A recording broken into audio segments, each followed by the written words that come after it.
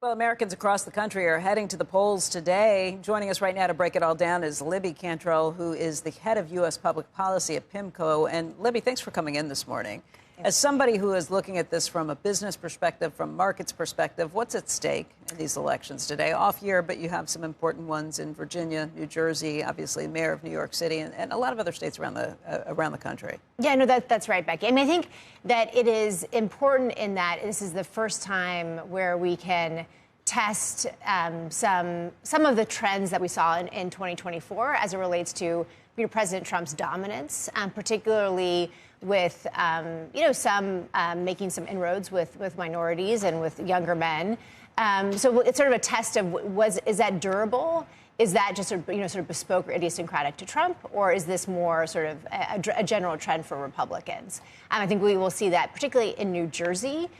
There's some congressional districts that we're taking a look at. However, I think that broadly speaking, a lot of people like to extrapolate from these off-year, odd-year elections, and I think it's difficult to do so. But again, they could give us some clues about sort of how the durable trends or how durable those trends are that we may have seen in 2024.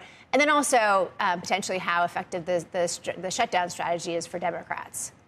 In some of these races, like Mamdani here in New York City, Mikey Sherrill in New Jersey, if they don't win by a lot, what does that tell you? Because they started out with pretty high odds and pretty big leads. Yeah, so I think, Mikey Sherrill in particular, I think a lot of folks were...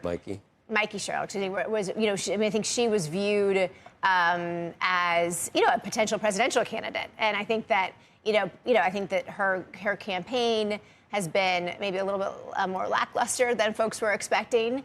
And New Jersey, of course, has been reliably more or less blue. But again, I mean, Harris only won New Jersey by 6. Biden won it by 16 points, nearly 16 points. So I do think that this could, again, show you whether this is some of those, again, maybe seeds that we saw in 2024, whether they were more durable trends. If you zoom out, though, what you see is that in terms of the preview for the 2026 midterm elections, and I think that's what our clients are focused on. What does this mean for the upcoming midterm elections as it relates to Democrats and Republicans? You only really see a correlation if there has been a decisive win by one party in both New Jersey and Virginia. And New York City, I still think is sort of more idiosyncratic. You saw this in 2009, for instance, in the preview of the 2010 wave election. You saw this in 2017 in preview of the 2018 sort of dominance of Democrats in the House. So I think that is sort of more what we're looking at in terms of the macro trend as it relates to the midterm elections. If Mamdani wins, as most polls suggest, and certainly the predictions markets are betting, what does that mean for the Democrats' strategy in 2 years? Well, again, I guess I'm a little bit cautious about making too many trends based on New York City. I mean, there's a closed primary here, on the Democratic side. I think there's some, questions about just candidate quality in general. So, I think that, maybe is it a referendum against some candidates versus a referendum for? I mean, I think one big learning, however, for Democrats is that Mamdani is sort of like Trump in that he's very clear in terms of messaging. President Trump was very clear on economic issues. He really understood sort of the zeitgeist of the voters in 2024. And I think, to Mamdani's credit, he's also understood that, right? He's been really leaning into affordability. So I think that's probably the biggest lesson for Democrats is just the kitchen table issues, gas and groceries. Those things really matter to voters. And I think that, again, Mamdani, like Trump, sort of has tapped into that. It's hard to really get your head around what a 90 or 84% chance of winning, 16% chance, 84-16. That's Cettarelli and Mikey Sherrill right now. I'm trying to figure out exactly what that means. Because if you knew Mikey Sherrill was going to win, it'd be 99%. So 16% are really close. I know. Yeah. And the momentum was, and it's a real number. And we did see, I'll never forget, 80-20 Hillary Clinton. And I watched that flip in the New York Times poll on the betting sites. 80-20 went to 20-80. And watching, you probably haven't seen all the ads that we get in New Jersey. She's been almost Kamala 2.0. I mean, word salad, ask her what she wants to do.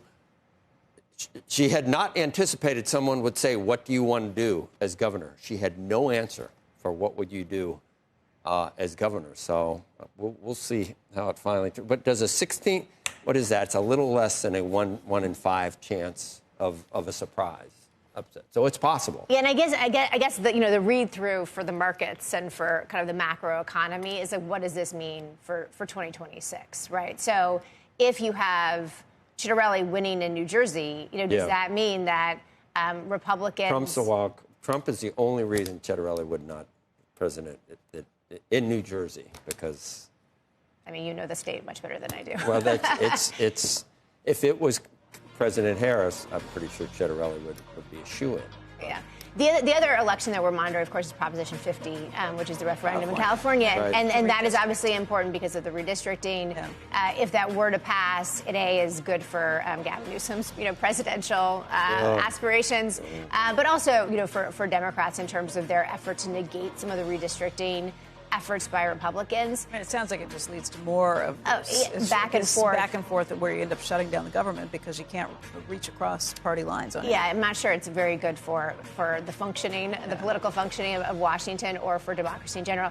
The other thing, though, that I think maybe has not gotten enough attention is what's in front of the Supreme Court, which I'm sure Joe is following, which is the Voting Rights Act. Right. Because if that of course is either overturned or diluted, that could not only mean that Republicans have a chance of keeping the House in 2026, but honestly for cycles to come. So that, I think, is almost a bigger issue than Prop 50 or what's happening in Texas, because that could lead to sort of secular or super secular trends and would likely benefit Republicans.